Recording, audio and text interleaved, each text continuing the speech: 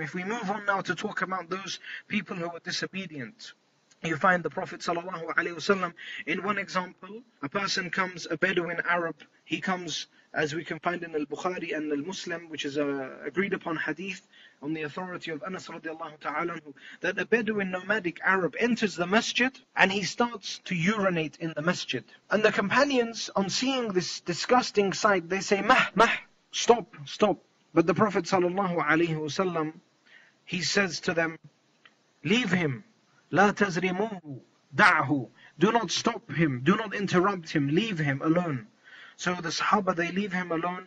When this person, he finishes, the Prophet ﷺ, he calls him. And what does he say to him? Does he abuse him? Does he shout at him? No. But he merely states to him, and he says, إِنَّ الْمَسَاجِدْ لَا تُصْلَحْ لِشَيْءٍ مِّنْ هَذَا. That indeed, mosques, the houses of Allah, are not for these things. But the houses of Allah, وَإِنَّمَا جُعِلَتْ, the houses of Allah are indeed for the salah and the dhikr of Allah, the remembrance, وَقِرَاءَةِ الْقُرْآنِ, and the recitation of the Qur'an. You see the mercy that the Prophet ﷺ has. Somebody comes and is urinating in the masjid, and this is the mercy of the Prophet ﷺ. And this mercy even affects this Bedouin. And even the story is lengthy, but towards the end, the Bedouin, in seeing the Sahaba fuming and the mercy of the Prophet ﷺ, he makes a dua that, oh Allah, forgive me and the Prophet Mohammed, وَلَا تَغْفِرْ, and do not forgive anyone but me and the Prophet ﷺ. And the Prophet ﷺ corrects him and says, why have you made that which is wide, the mercy of Allah which is wasi', why have you dayyaqaha, why have you made it narrow? And so in another example, we find a person comes to the Prophet ﷺ, a disobedient person, not but somebody like me or you, somebody much worse. He comes to the Prophet ﷺ, as is found in the Musnad al-Ahmad, and he comes and he's a young man, and he says to the Prophet ﷺ, أَتَأْذَنْ لِي فِي الزِّنَا? O Prophet of Allah, do you give me permission to commit zina, to fornicate? The Sahaba again surrounding the Prophet ﷺ in their disgust, they say, stop, mah. And the Prophet ﷺ, he signals to them and he says, leave him.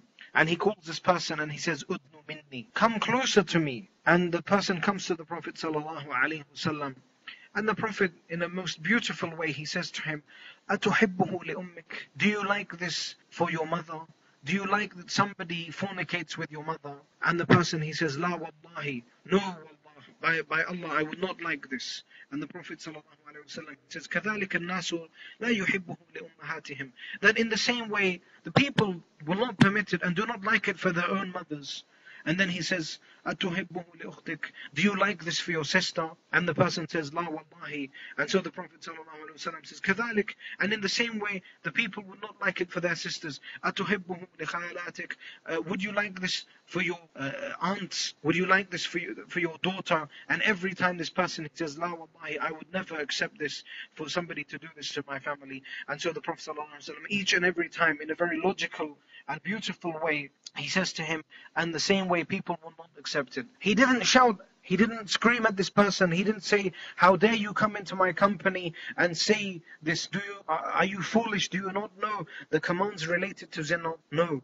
But he compassionately, he takes this person and he calls him and he brings him closer. And then in the end, he makes a dua for him. And he says, Allahumma tahhir qalbah, wa hassin farja, wa aghfir dhanbah. Oh Allah, clean his heart from these bad feelings, wa hassin farja, and protect his chastity, wa aghfir dhanbah, and forgive him of his ill and bad deeds. This is the mercy of the Prophet ﷺ, the mercy that he had for the people who were non-Muslim, the mercy that he had for the people who were disobedient amongst his Ummah. What about the mercy that the Prophet ﷺ has for this Ummah, for the people of his Ummah who are in need and who try and who attempt to do something and to follow him? The Prophet ﷺ would constantly be crying and constantly weeping uncontrollably, and sometimes. And we can find, for example, in Bukhari and Muslim, on the authority of Abdullah ibn Umar radiallahu anhu,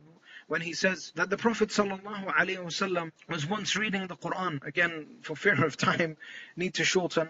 But the Prophet sallallahu alaihi wasallam was reading, and he recollected the dua of Ibrahim alayhi salam and the dua of Isa alayhi salam. When Isa alayhi salam, for example, in Surah Al-Ma'idah, when he says, "In tu'adhibhum فإنهم," if you punish them, فإنهم عبادك.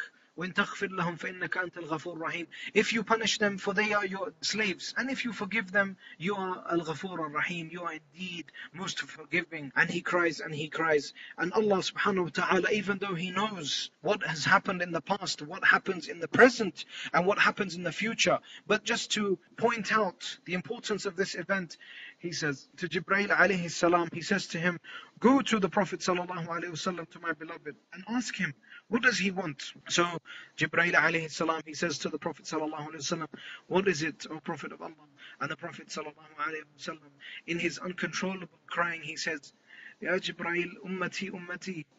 "O Jibreel, my nation, my nation."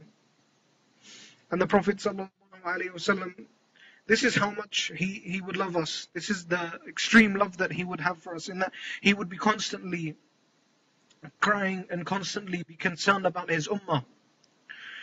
And so Jibreel alayhi salam, he goes back to Allah subhanahu wa ta'ala, and he says, this is the situation.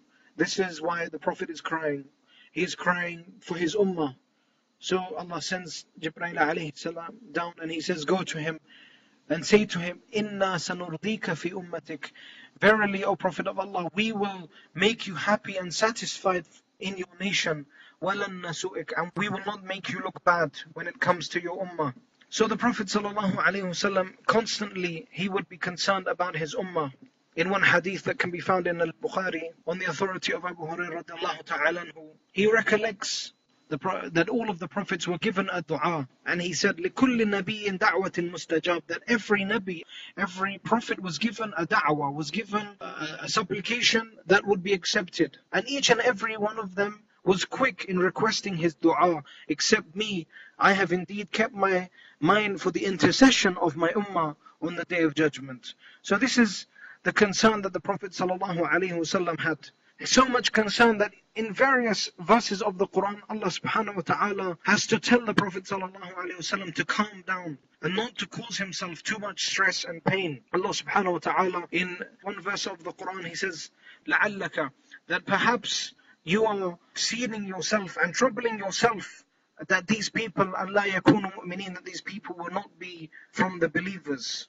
And then in another place in Surah Al-Fatih, for example, Allah subhanahu wa ta'ala, He says, فَلَا تَذْهَبْ نَفْسَكَ عَلَيْهِمْ حَسَرَاتٍ. Do not waste yourself, do not allow yourself to be wasted in stress and in sorrow for these people.